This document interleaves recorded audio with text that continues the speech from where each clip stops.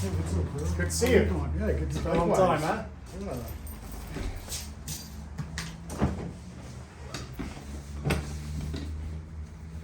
It's been a long time. Spent almost 2 months in South Africa. Oh, wow. Yeah. Oh, recently? Yeah, I just got back. Oh, sick, dude. Yeah. All right, and what would you like to do? Last, the usual. Yeah, I got you. Yeah. Trim I it can do down. that. I remember, too, exactly what you do. Wait, so what did you go to Africa for? We went to, I took my 2 kids to go visit grandparents. Because you're from Australia, but you South Africa. Oh, yeah, never mind. Yeah. Oh, that's okay. Yeah. Guess you went back home. Yep, went home. And so how was it? It was great, man. Was it like warm out there? Yeah, it's summer. It's summer day. Oh, wow. So it's like good beach day, every day on the beach. Lots of good food. Picked up quite a bit of weight. Yeah, that's cool. Oh, wow. As things go.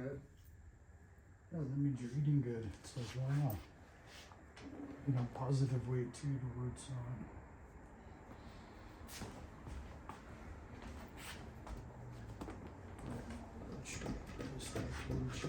A buddy of mine texted me when I got back, and he's also Tom, so he's also entered on my phone as TJ. Oh shit. And I thought it was you, and he said I'm heading to Ireland for a couple of weeks. Oh my god. I'll see you at Jiu Jitsu when I get back. And I thought, when did you Join the when did you join the gym? Yeah, exactly. And then Oh my it took me god. it took me a while to put it together. Dude, that's funny. Because it's like how random that is. It's like, okay, wow, I told you I was doing jiu-jitsu, but Jesus Christ, Yeah. you tracked the exact gym down. Yeah. And you'll see me next week. It's like, my God. Yeah.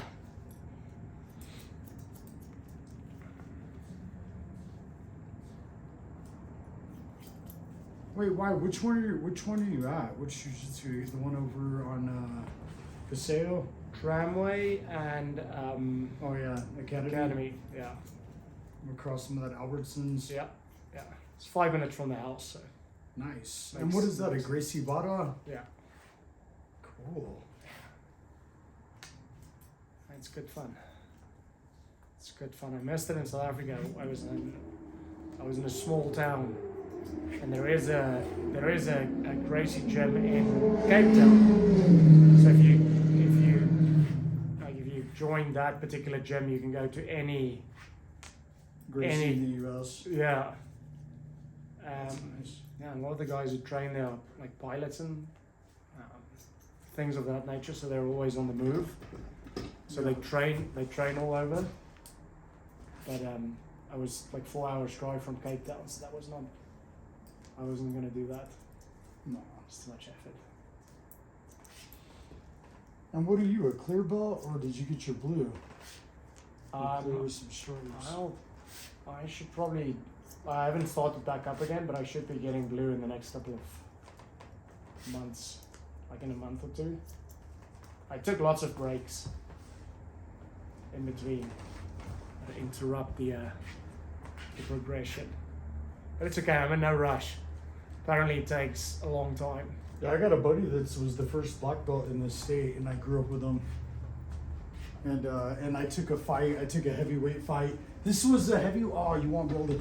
So this is the first fight that I took when I got out, was me versus this dude Luke, and that was a heavyweight fight. I was only 184, and then so we did a catch weight. He was like 260 or something like. Wow. But I fought him, but he had a blue belt in jiu-jitsu, and I called a good friend of mine, and I was like, oh no, he had a purple belt.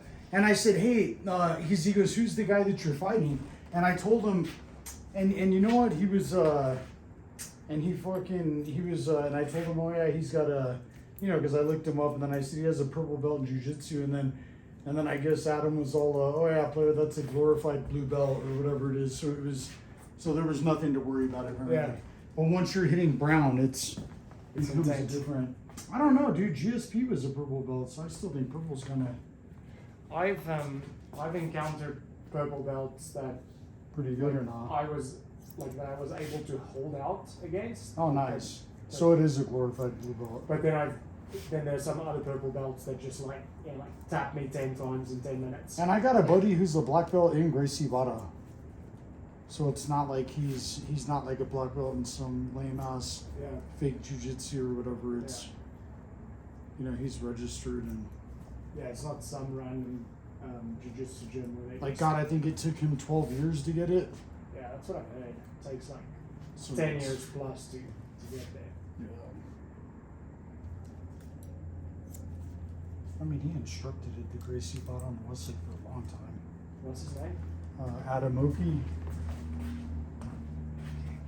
I don't think I've done it. He's an attorney now.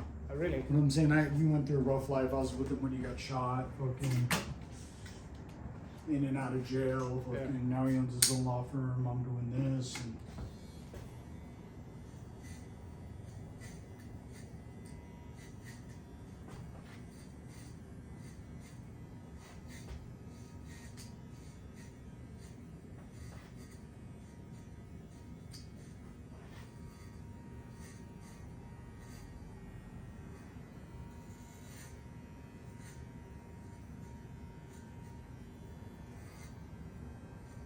I like the jiu-jitsu because I know that I had gotten into a fight once on accident. It was some fucking idiot. It was all fuck you through the door. And so I was like, so this is weird. Yeah. And so like we had pulled over into a location that was close to here. And I didn't pull over. He pulled me over. So he's like, he's all fucking pull over, whatever. And so I pulled over and so I'm just saying in that situation, I was like, okay, there's 3 dudes in the vehicle, but one of them's gonna supposedly have a fight with me. Yeah. And I'm like, you know, I'm gonna go ahead and stand up with him until I see otherwise. Yeah. Once I see that someone's exceptional with their hands, then I have the choice to, you know, go ahead and take him down and you know, deal with it from there. Yeah. But that's where the one, you know, I'll start to think and I'll say, okay, well, you know, I'm not gonna start it, you know, on the ground or whatever. I'm gonna start standing up. But if he happens to have any kind of hands or he's quick or, you know, he seems to be pose an issue, then I'm going to take him down. Yeah. And I doubt that he'll have a remedy for it. You know, I just mean take him down and choke him out. Like nothing crazy. It's fucking maybe tweak his arm on like an arm bar and then let him escape it and then go for like a rear naked choke or fucking Peruvian necktie. The issue is always if there's more than one, isn't it? Yeah, if there's more than... Look, I have a homie that swears by jiu-jitsu and he used to get into a lot of street fights using jiu-jitsu and he was getting his ass kicked a lot. It's good if you're fighting one person. Yeah. Because the moment you're on the ground and people out here have this ego of, it's like, oh, stand up when you fight. You're not going to dictate how I fucking take you out, dude. Yeah. It's like, you don't get to tell me how you want me to fight. Yeah. Okay. I'll fucking stand up, blindfold yourself. It's you know what I mean? You can't start making rules. It's a fight. Unfortunately, if he wants to kick you in the sack, you're in a fist fight. Yeah. But, you know, I would say out of all the fighting techniques, though, the best one, in my opinion, for the overall would be jiu-jitsu. And I would do what you're doing, full gi. Yeah. Because it replicates clothes. Yeah. You know what I mean? That's the reason I like it. I did no gi for, you know, about 6 years. Yeah. I do a little bit of both. I actually quite enjoy the no-gi. I enjoy the no-gi too, but I'm saying, you know, for MMA. Yeah. But for a street fight or, you know, having fucking prison clothes on, like the full gi is the way to go. Yeah. Because then it's like, oh no, you're in the fucking gi all day. Yeah. I was in the gi for 1,827 days straight. And then I rolled with the dude for like 4 years straight. Every day. Every day I'd get on my back and he would submit me 3 different ways. Yeah. And then he'd show me how to get out of that submission 3 different ways and then how to better my position. 3 ways in, 3 ways out. We practiced every day for 4 years. Wow. That was before I got out. That's why I took that first fight, because I was like, oh, I'll just take it. I was like, I don't see anyone out here being any more prolific than that homie in there. Yeah. That's where it was. That's handy. 4 years of training is a good amount. And, you know, we had done stuff on the street. We were the first ones to do it out here. I did jiu-jitsu in 1998 out here. Really? 1996 and 7 when nobody Wow. did it. Yeah. So, you know, we were choking people out at house parties and fucking, like I said, one of our homies like was the real one that first black belt out here from Albuquerque. That's pretty cool.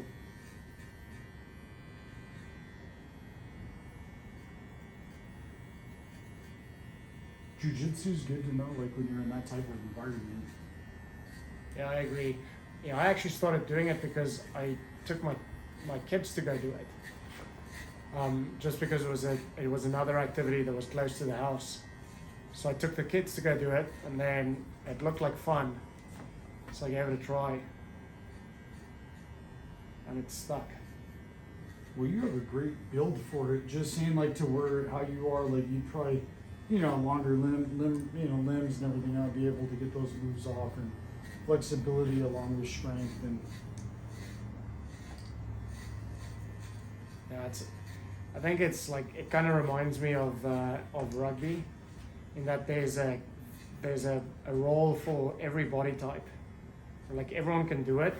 Your approach is probably going to be different if you're short and stocky, versus if you're like You're just tall and fucking lanky. holding arms and Yeah. that's what I like about it though, because at first I was like, oh, this is too slow. I need to implement strikes in it. Yeah. I can't just do the. But then you realize the beauty in when two men will square off standing up and it won't be the sitting down. Because when I was in prison, I just did the back movement to the top position to, you know, and then working boxing, of course, because the guy that was a world champion boxer that was in there. So it's like fucking we work boxing and just boxing and jiu-jitsu. Yeah, that's an excellent combination. And kickboxing too, because there was a homie named Thread. But then when I got out, when I first got out, I went to Albuquerque kickboxing. From there, I trained jiu-jitsu with my buddy Adam Oki at Los Vatos. So I was doing Albuquerque kickboxing and Los Vatos for my ground training.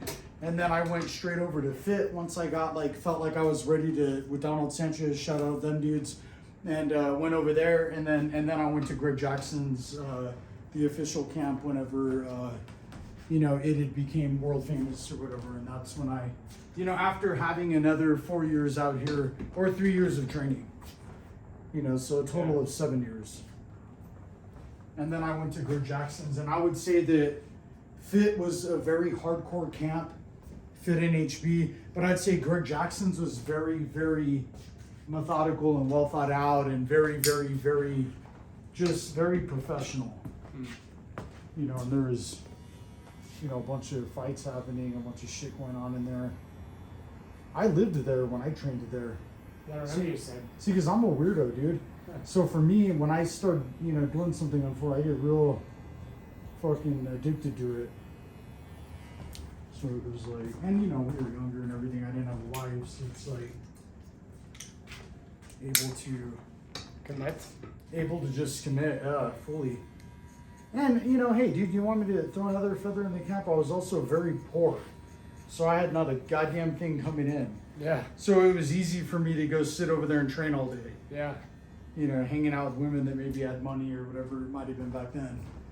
It's like nowadays it's, you know, oh, where's the fine line to reach now?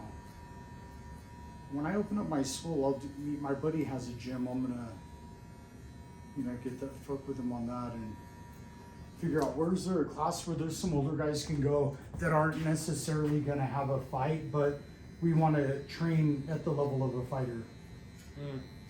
So that's where. And then my engineers, they come here, and doctors and everyone that's real soft here and comfortable. That isn't you, but I'm saying those guys that are here, I want them to have a place to go to that's comfortable. Yeah. So a spot they can go to where they don't have to feel any kind of weird vibe, animosity, or, you know what I mean? They could truly learn at their speed. Yeah. And since those fools are so smart, they'll pick it up like it's fucking nothing. Yeah. He'll be the next black belt. Any one of them dudes. And then good luck fucking with them. It's, I don't care how nerdy they are. Like, it's like, once you get that black belt, it's over. And I'll have this money ready to get rid of.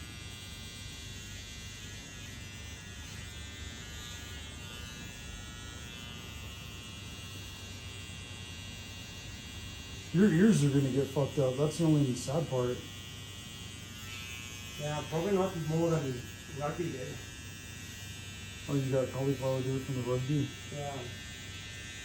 Yeah, I've seen some other dude that did rugby and he had the same thing because I was like, oh, you can do MMA too? And he's all, now rugby and is a big old dude. Big white dude. Eating a big old plate of nachos, and this was over at Knob Hill, so Jesus Christ, put in shape.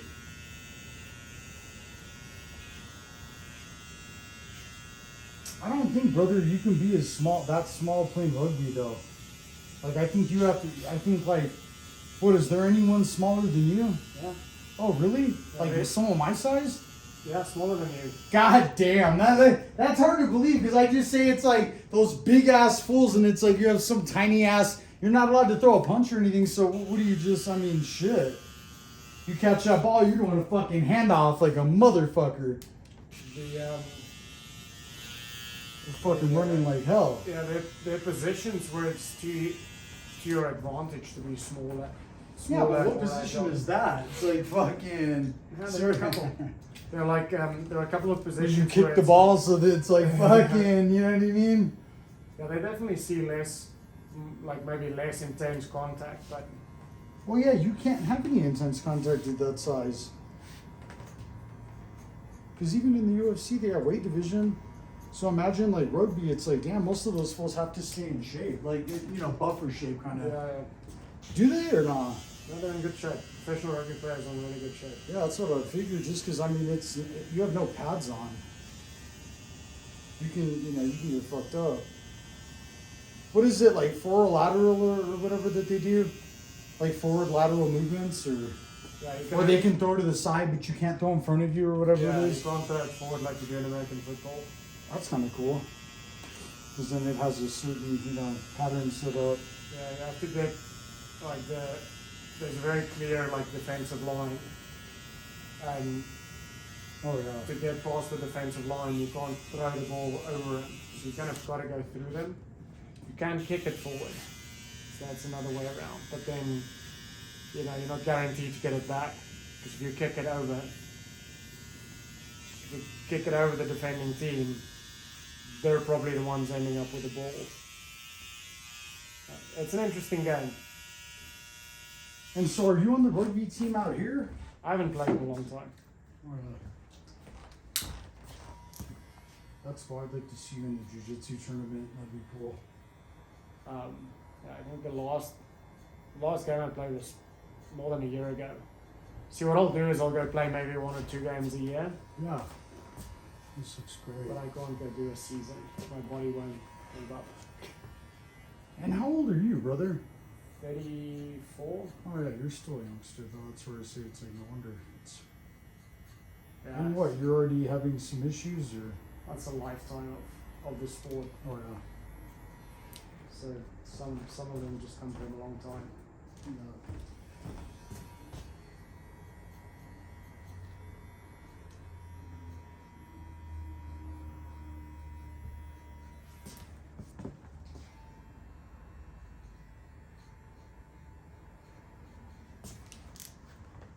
There's a guy out here in Albuquerque, he charges $94 a haircut. No way. Yeah, and I thought I was the highest. I thought I was second highest, because shout out Still Blade Men's Salon. I thought they were the highest, and I was right underneath them. And then it comes out to find out. But then the barber that told me that guy was doing that, he's all, oh, he only does like a couple of haircuts a day. It's like, well, that's not really worth it financially. That's only a couple $100. But it's like, geez, that's a fucking small niche. Because at first I was like, are you dyeing the hair too or something? Or like having it, like what comes along with it? Is it a woman's cut or is it, it says no, regular haircut. I was like, God damn. It's nuts. So what is a regular fucking, it's like, geez. I mean, look, dude, I could see if you're in Miami or possibly, because LA prices aren't even 94. And that's a lot for a men's haircut. Yeah, shout out to my homie that has a salon in West Hollywood. I think he's at 60. Online, he was at 60 in 2019, so he could be at somewhere around 80. But that's West Hollywood. And to be more than that here, it's like, whoa. Yeah, which part of town is this guy in? He's over in Knob Hill. And you know how it's like what he said is it's a house. it's a house that's, because I said, oh, it must be a humongous shop. Like, just saying, if you're at that kind of price point, I would think, oh, it's in Uptown or it's somewhere with a big old, you have a bunch of overhead. But he said, no, he's doing it out of his house. So it's like a house in Nob Hill. He converted his living room, has a shampoo bowl. And then I guess you go into his master bedroom and get a haircut. Here's the thing with me, dude. I'll end it all right there. I ain't going into your fucking bedroom to get a goddamn haircut. I don't give a fuck. It sounds weird to me. So it's like, nah, that just doesn't sound. Dude, I have to go into a real location. That's where it's like, I ain't going to your bedroom for $94 fucking dollars. I'll go to your fucking bedroom haircut if my barber's not available for $15 or for free to give you the practice to say that, you know, it's like, but God, 94. I was like, damn, that only has balls. Balls of steel. Yeah, that's an odd one. I agree. And you could probably, you know what's so funny about it is we could probably look it up because the thing was, because I have someone working here now, and he's the one that showed me this. Next time you'll meet him, we'll talk about the same thing. And then he shows me on the phone after he told me a couple days before that. He goes, hey, look. And he showed me, and it says regular haircut $94. And I was like, and so I said, you gotta be fucking shitting me. And I said, well, dude, do they like even they probably have no kids haircut. It's probably just an adult thing. And then he said, no, their kids haircut is $77. So I was like, but the pricing is strange too. Yeah. It's almost like 64. You nudged them for that extra dollar. Yeah. Instead of, 94. Instead of saying 95 and they give you 100, you nudge that extra dollar out of them. It's like fucking. That's where I just said it's that part was crazy. I was like, geez.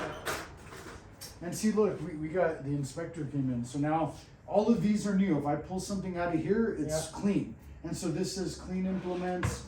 All of this stuff is had to go through and we-all do this for OSHA now. Like our water bottles, mine says water on it. The dude that's here had to label his. Yeah.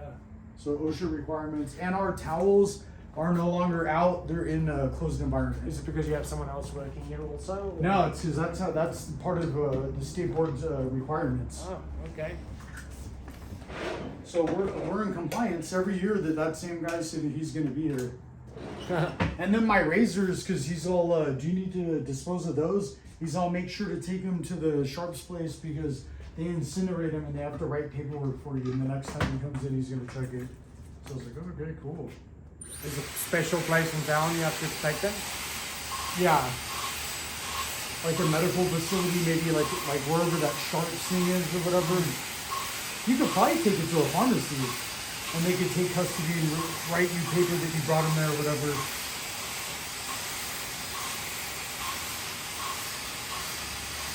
Yeah, dude, everything over here is going to be by the book. Sorry.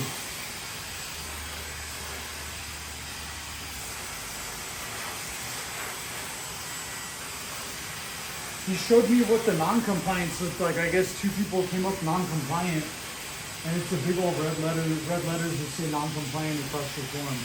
Oh no, on your shop? You have to post it. So like when you come back next time, you'll see my compliant one. So that's embarrassing. Yeah, that would be. Because I would feel kind of weird if I was the client coming in and it's all non-compliant. I'm like, oh shit. Yeah. Do they have dirty tools or? I also, you missed out, I had to take 12 hours of extra credit hours to hold my teaching degree. This guy that I hired here, he's working Mondays, Fridays, and Saturdays, and I'm going to put him on the website. And he's also becoming an instructor. He's at Paul Mitchell School to become a barber instructor. Oh, cool. Yeah, so he just got his barber license. He's already enrolled in in instructor program. So over here, you guys will have 2 instructors that work here. Very cool. Yeah. So I had to take 12 extra credit hours they came up with a new certification, a new thing, RDL, the licensing department said now, the regulations and licensing department for the Board of Barbers and Cosmetologists told me that, told all the instructors now, if anyone holds an instructor license, if you're going to renew it this year, you have to have 12 extra credit hours. In teaching, or they have a bunch of different things you can get it in. I see. So I had to take like a few different courses online, costing more money, of course. Yeah, of course. But I'm saying also too, I did learn a lot about. I did a 3-hour infection control course. I needed to get 12 hours, so I did like a 3 hour of infection control, and then I did men's hairstyling, professional level, and then a bunch of other that I already knew, but there was a client customer service one that I picked up a lot on. And that part was, you know, how you greet the client and bring him in. And I noticed I was kind of like the bad stylist dude, because the bad stylist in that video would just say, okay, come in, have a seat. What do you want to do? That was, I guess, bad. And the good one said, hey, is this your first time here? Welcome in. I'm Thomas. Nice. It's a pleasure to meet you. Let me take you on a quick tour around. It's not big enough here, but I'm saying he had the decency. Then he brought you to the chair and said, are you ready to get started? He took his coat. The gentleman took his coat off. He took it. So I'm buying a nice coat rack. Okay. That way I can take, when, you know, you can take their coat, go hang it for them, allow them to come sit. And, you know, so I got to, that was the number one thing, that and the infection control that I pulled out of it. Interesting. But mainly that, dude. It was that customer service that I didn't realize that I had been lacking so heavily. I was like, damn, dude. Just because I didn't know that was that. Look, that girl also did other wrong things of where she hurried up on the client, and I don't do any of that. But I'm saying the one thing that I do was how she sat him. And I guess that wasn't they don't like that. Interesting. And it was something to do with running a successful salon. And I bought that video and then those that schooling so I can add that to them. I was like, I want to take this one just to see what. Yeah. And then they talked about looking at your finances daily, this, that, and the other, and having product. And so I brought the product back into the shop. You know, it's like I have the connection on getting the product wholesale. I'm a distributor for the company, so it's like, why not? Yeah, why not have it in the shop? Why not have it there? You don't need to shove it down their fucking throat. If someone wants it, give it to them. They don't. Because a lot of the times now people are like, oh, do you have any of that paste or clay or whatever it is? And it's like, oh, I don't retail it. I don't. Why? You don't like making money? That's weird. That's what I'm saying. Those videos showed it from some things I didn't even really. You know, I'm just the artist at the end of the day, but unfortunately I have to be everything. Fucking bookkeeper, accountant, fucking tax side. Yeah. Do you have some sort of software you use for it? No, I like QuickBooks or. Oh, that I don't. They told me to use QuickBooks. I just use my actual bank account that's tied to my LLC on any kind of financial transaction that I'm making for the business. And then and that's.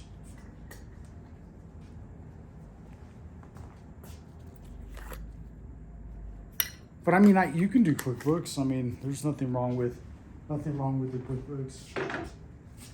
As far as the taxes, though, I do have a CPA that files the taxes at the end of the year, and I could hire him to do the accounting. But it's like, man, if you have something like QuickBooks, then it makes things really easy for the accountant at the end of the year. Because you don't have to like take in all your receipts and stuff, it's all right there. Oh wow. So maybe I should just go ahead and give that a try. People have suggested it. I think it's time to jump on that then. Because I can start it for this year, for next year. Just get the lowest tier subscription. Mm-hmm.